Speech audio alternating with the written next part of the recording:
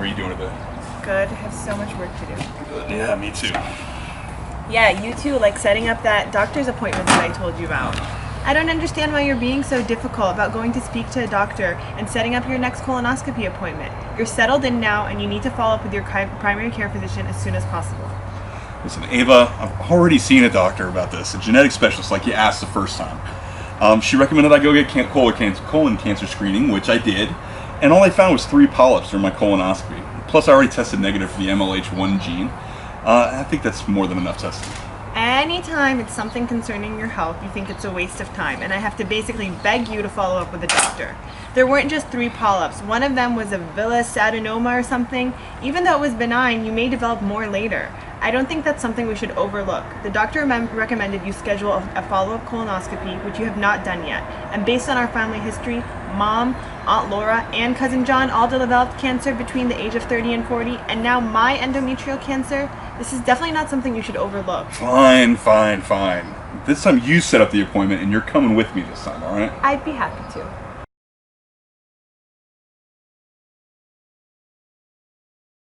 Good morning, Jay. Hey, good morning. Are you ready for another round of rotations today? Sure. All right, perfect. So our first patient today is Louise, and he's coming in with concern for Lynch syndrome, it looks like. And I believe his sister Ava is actually the person that called and made the appointment for him. Okay. I think she was a little concerned. So a little history on our patient here. He had some genetic testing done on MLH1 gene.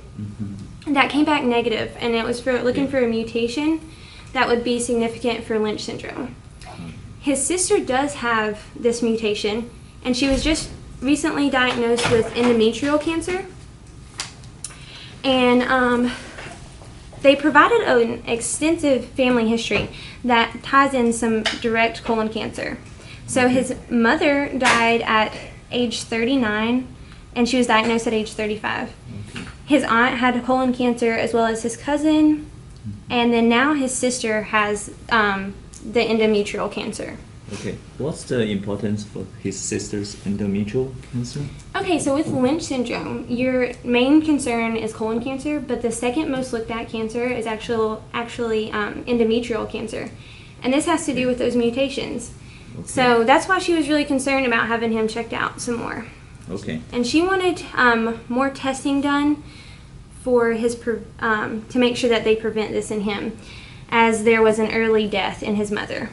Okay. So I'm going to let you talk to the patients today, but before we dismiss and go and see them, I just want to tell you that we're going to go ahead and clinically diagnose them with Lynch syndrome today, or him with Lynch syndrome.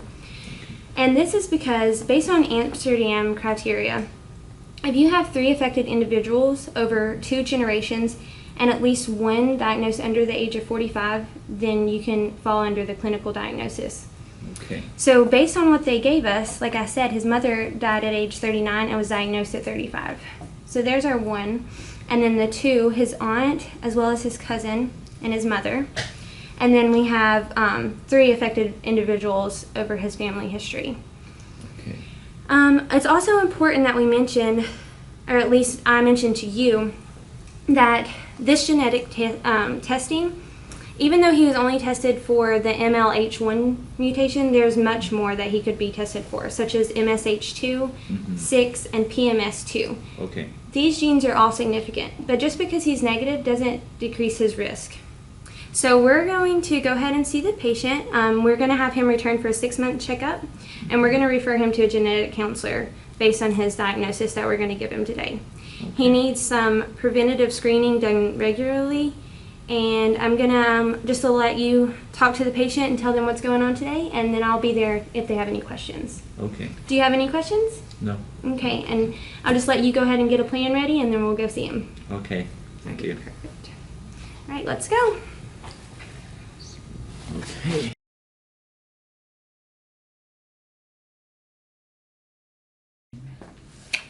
Knock, knock. Yeah, come on. Come in. Hi, Louise. Hi. Hi, Hello. I'm Ava. How you doing? I am Lauren Blankenship. I'm a PA student, and this is my student. I'll let you introduce yourself. Yeah, I'm Jay Xu, the PA student. Nice to meet you. Nice to meet you. All right, so what brings you guys in today? My sister. Well, it's not his sister. So basically, I was recently diagnosed with endometrial cancer, and I did some genetic testing for a specific mutation, which they found the MLH1 gene. And so he recently moved to the area. He's been tested for this gene. It was negative.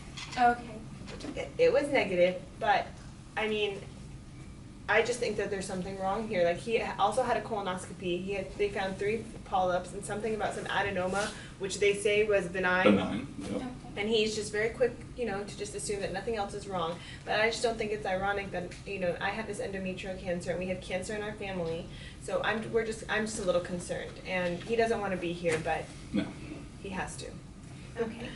Well, based on your chart and some things that we were able to gather from the information that you have provided, especially Ava, she provided us some extensive family history, and we do see that you have some risk factors, and these are just highlighted here, so I'll let you guys look over those.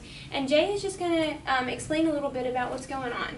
Yeah, from the pedigree, we can see like your mom and your aunt and your cousin all have colon cancer under 45 is very young age, and also your sister already found the endometrial cancer under 45. And so based on the ADSTREAM, the criteria, if you family already have over 3 people have been diagnosed colon cancer or other cancers, and also is under a younger age, and also over 2 generations, most likely this is like a Lynch syndrome. Okay, it's on that. Okay, so what we're saying here is that based on this Amsterdam criteria here, and the fact that Ava was diagnosed with endometrial cancer, which is the second most looked at cancer with Lynch syndrome, then you are at high risk regardless of the test. Just because you tested negative for the gene or the mutation of the MLH1 gene doesn't mean that there's not other genes that could be tested. But based on this criteria, you actually have the clinical diagnosis of Lynch syndrome. So are you saying I have colon cancer, or? No. What this is just saying that you're at a very increased risk. And actually, to better explain this and have someone really thoroughly go through this with you, I would like to refer you to genetic counseling. And they can also follow up on another genetic test. I know that you said that was kind of, you didn't really want to go through it anymore. But I want he'll you. go through it. Okay, I just really I drew this out so that way you could visualize the importance of how extensive your history really is and how at risk you really are. And this is you here, the one that's shaded in. And everyone shaded in here is at a risk. Okay. Okay. And then we highlighted what falls under the Amsterdam criteria for you. And like I said, we'll refer you to a genetic counselor to better explain this to you. Also, I do want to go ahead and schedule a 6-month follow-up just to go ahead and get preventative screening done. All right. So I see all these shaded people. We have a brother. Should we get in touch with him and let him know that he needs to get tested for this as well? Yeah, that would probably be a really good idea. Your family history shows that basically any individual is going to be at risk, and the faster that you find that, just the better it is to be diagnosed and checked out. Okay. Well, I'm definitely texting Mike to make sure that he knows. Okay, yeah, a phone call would definitely help. Do you all have any other questions for us today? Well, I think that's it. I'm really glad we came in. Thanks for coming in. Yeah, thanks, Ava. You're Thank welcome. you, guys. Thank you. Bye. Oh, I guess this means we need to call Mike now and let him know. Okay. All right. Thanks for bringing me. No problem.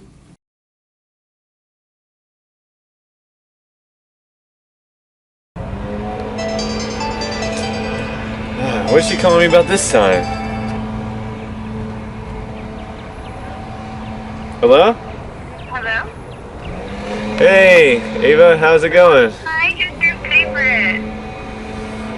What's How's everything going? It's going pretty good. It's a nice day out today. How are you?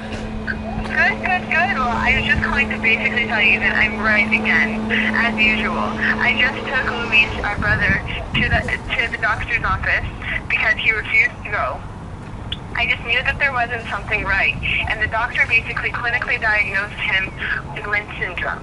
saying that based on our family history, which you have the same family history, that he has, that he's clinically diagnosed with Lynch syndrome, and they recommended that he see a genetic counselor to get tested for a couple more genes. So I definitely wanted you to do the same thing. Well, why does that affect me? I mean, Well, I mean, you have the same family history, so that means that you could potentially also be a carrier of this gene.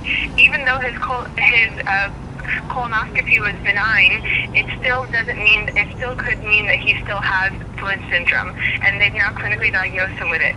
So I'm happy to set you up a doctor's appointment, and I will go with you to get tested for this, for the gene. And why don't you come with us to a genetic counselor as well?